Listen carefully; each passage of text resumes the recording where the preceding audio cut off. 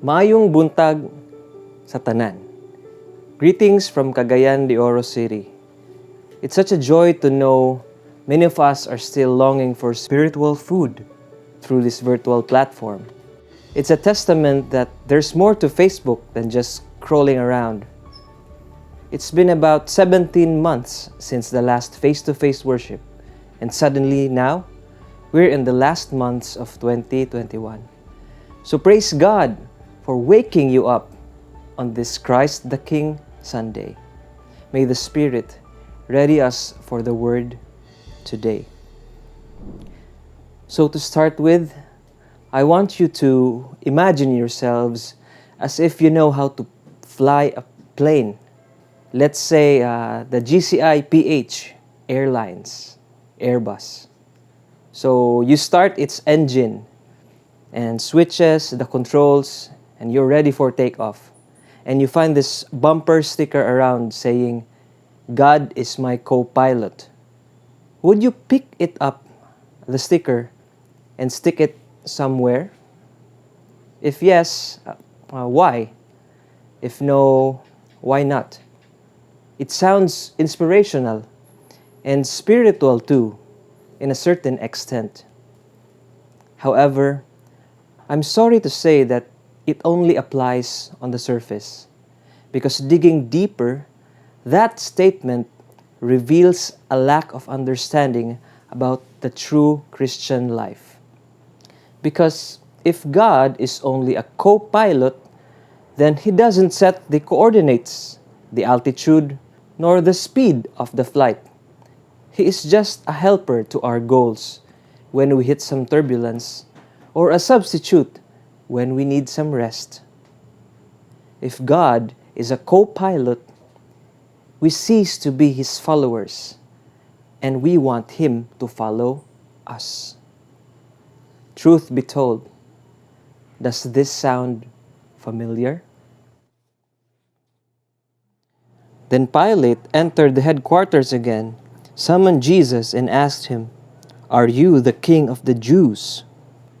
Jesus answered, "Do you ask this on your own, or did others tell you about me?" Pilate replied, "I am not a Jew, am I? Your own nation and chief priests have handed you over to me. What have you done?" Jesus answered, "My kingdom is not from this world. If my kingdom were from this world, my followers would be fighting to keep me from being handed over to the Jews. But as it is, my kingdom is not from here." Pilate asked him, "So you are a king?" Jesus answered, "You say that I am a king. For this I was born, and for this I came into the world, to testify to the truth.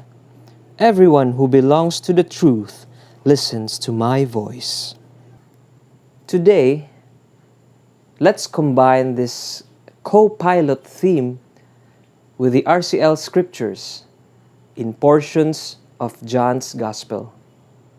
It tells about the trial of Jesus presided by the governor of Judea, Pontius Pilate.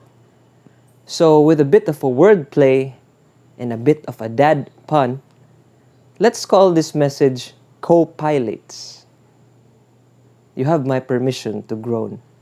Let me give you a brief background about Pontius Pilate. Records say he was the 5th prefect/governor of Judea province. In the Roman system, prefects were usually middle-class men assigned to small territories that needed close watching. So in our gospel today, it's the Passover festival season, and the Jews are gathering in Jerusalem. So being the governor of the area, Pilate traveled there with the job to keep everything under control. He was then presented with a challenge when the Jewish high priest handed Jesus over to him for a criminal trial. You see, beforehand, the Jewish Supreme Court charged Jesus blasphemy for claiming to be the Messiah or their king, and blasphemy by their laws was punishable by death. But the Jewish court had no legal authority to carry out executions in the city.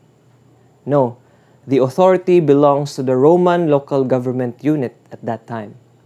And Governor Pilate is the appointed judge with the power to decide who lives or dies. Or so he thought. Then Pilate entered the headquarters again, summoned Jesus, and asked him, "Are you the king of the Jews?" Here, Pilate was struggling back and forth between his personal chambers and the public courtyard outside. So he is depicted as a public figure who is conflicted between what is right and what is convenient for him. He has on one hand Jesus, an innocent man, and on the other the Jews, potential rebels if he does not put Jesus to death. So playing safe, he further assesses which is the greater threat. And he asks Jesus if he is a king. For all he knows, if he really is a military ruler, Israel may rally and overthrow its Roman occupants. But Jesus fearlessly replied, "Do you ask this on your own, or did others tell you about me?" So Jesus answers with a question that is a very bold move in itself. It plants the thought, who is interrogating who here? Who is really in charge?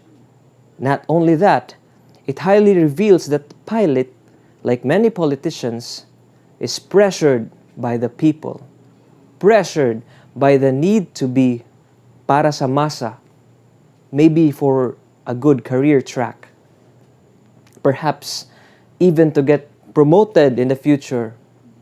You see, being assigned in the Middle East is not exactly that comfortable as being assigned in Rome. After all, why is Pilate even investigating this accusation without evidence? He thinks he holds the power, but the way John tells the story, it is clear who is the pilot in this plane. Now Pontius Pilate is responding to Jesus, and we see him try to take back the control of the wheel. Pilate replied, "I am not a Jew, am I? Your own nation and chief priest have handed you over to me. What have you done?" Pilate's non-answer to Jesus' question is an admission that he doesn't have evidence to warrant Jesus the death penalty.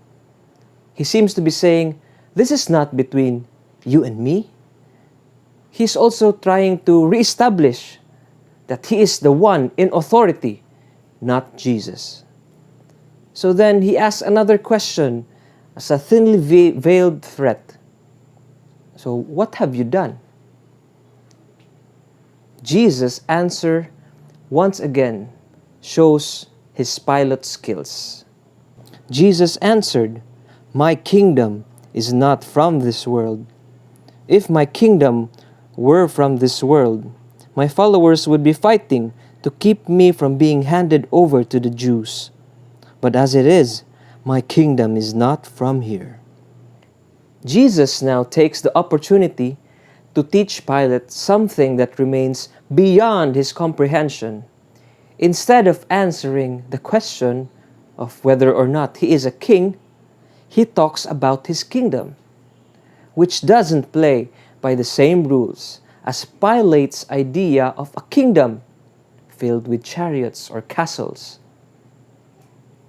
Pilate has no idea what or who he is dealing with. He is but a pupil, and a poor one at that, and he cannot shake his political fears as he reacts to the word kingdom. So with one final attempt of controlling the plane, he tried getting Jesus to answer, Pilate asked him, "So you are a king?" Jesus answered, "You say that I am a king. For this I was born, and for this I came into the world, to testify to the truth. Everyone who belongs to the truth listens to my voice." There is an irony in this dialogue. Pilate seems so intent on getting Jesus to answer his question that he unintentionally provides his own answer. "So you are a king." Pilate meant it to be a question, but Jesus lets him know that he has in fact answered his own question. "You say that I am a king." Jesus never had to answer Pilate's question. It's almost as if Pilate gets manipulated by his prisoner, just as he was manipulated by the demands of the crowd. But brethren, please don't misinterpret this. Jesus was not trying to manipulate Pilate. Despite Pontius Pilate being driven by selfish ambitions, Jesus was trying to help him listen to the truth, to his voice. Tragically, many politicians have a hard time listening to the truth. Sometimes, truth would just get in the way of personal agendas and under the radar favors. I mean, look at the Philippine social media today. Daghan na kayo nag-unfriend karon tungod sa politika. Virtually, maybe literally. The upcoming election is deceiving people to mock each other and public officials for reasons not applicable in the kingdom of Jesus.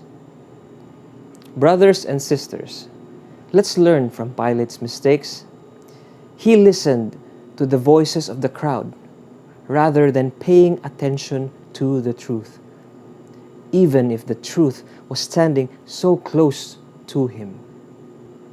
Come to think of it, there are no empires of old and countries of the present that have kings, queens, presidents, officials with no flaws. At their best, they can implement strong visions and make their country prosper.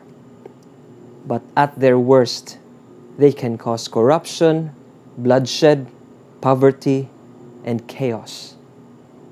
In contrast, imagine a life or a country when Jesus is your king. Politics would turn to peace, and relationships would matter so much more. You, a child of God, would matter so much more, not just your vote. What about you and me? What is our idea of truth? What is our idea of kingdoms? Is it still chariots and castles? But in the latest versions, how about our idea of kings? Is it one who rules a country? If that's too big, is it one who rules over a heart? What if Jesus tells us, like he did to Pilate, that you say, I am king? Focus again on the verse. You say, I am king. Truth be told, do we really think of Jesus as much as we proclaim him on Sundays? I know that question hurts. You and me, we have like a Pontius Pilate mode inside us. And like many, we are prisoners of peer pressure. Like many, we are building our own kingdoms made of sand. And I know personally, I need to be reminded of God's truth of kingdom life over and over again. So, before I conclude, let me emphasize that this interrogation chapter in John's Gospel isn't about blaming politics blaming the poor choices of Pontius Pilate. I doubt we can avoid the same mistakes when we are put in his shoes. No, rather, this sermon is about God's amazing love. That despite our selfish desires, He's still sharing and inviting us to His kingdom. And if we look inwards, our story reveals two characters. One man was trying to save his job. The other had a job of saving. One man was chasing his dreams, but the other was chasing him. One man was trying so hard to be accepted. The other made sure he would be, costing him his life. Yes, Jesus made sure we would be accepted at the cost of his life. I'll remind you again, dearest brothers and sisters, it's about God's amazing, amazing love. If you feel you're lost, remember there is a love that chases you down till you find yourself again. If you feel alone or pressured by the crowd or the career, remember there is a love that stays and accepts you just as you are. If you feel you're too small to make a difference, remember there is a love with power and authority greater than any governors and kings, the only kind of love that defeats death. The scriptures today only contain one command: listen to the voice of that love. Anyone who belongs to the truth listens to Christ. Let's end this by getting back at GCI-PH Airlines. Imagine yourself as the pilot once again, and Jesus is the co-pilot. Now, there is a turbulence and a storm. You are trying so hard to find your way. You can't see anything in the clouds and the lightning. And even with GPS and radar, there is still anxiety. You're ordering your co-pilot to push this and that. Jesus, do this, do that. Push these settings, these controls, as you are trying to navigate for your lives. Now, isn't that a very heavy kind of experience? Now, what if you let Jesus drive the same plane? Would the burden be way lighter? We're really not meant to carry all this weight. Our pride and materialism, we're meant to lay down the heavy "God is my co-pilot" stickers at the foot of the cross. So when you're chained by the need to be in the pilot's seat, remember to just be held by the love that sets the right altitude, speed, and coordinates of the flight better than anyone. This love created the skies in the first place. Just be a passenger and let Jesus fly the plane. Enjoy your flight.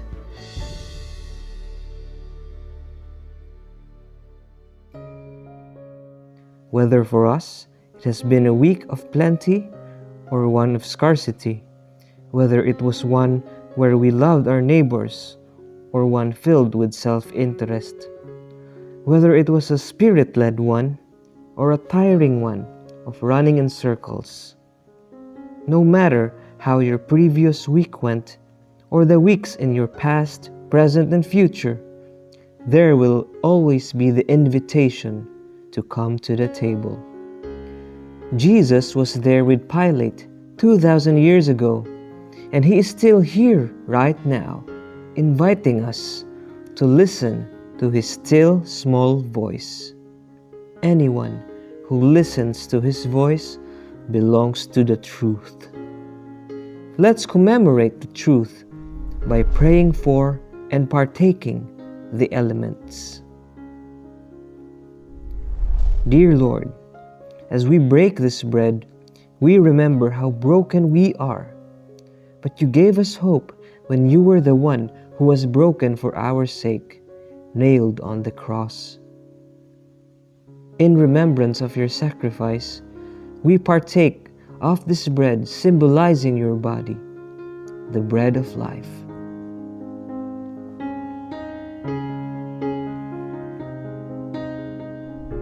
Dear Lord, as we drink this wine, we remember deep down our thirst, the thirst to be accepted, the thirst to fill our empty cups. You gave us life when you were the one drained of it, hanging on the cross. In remembrance of your sacrifice, we partake of this wine, symbolizing your blood, the cup filled with amazing love.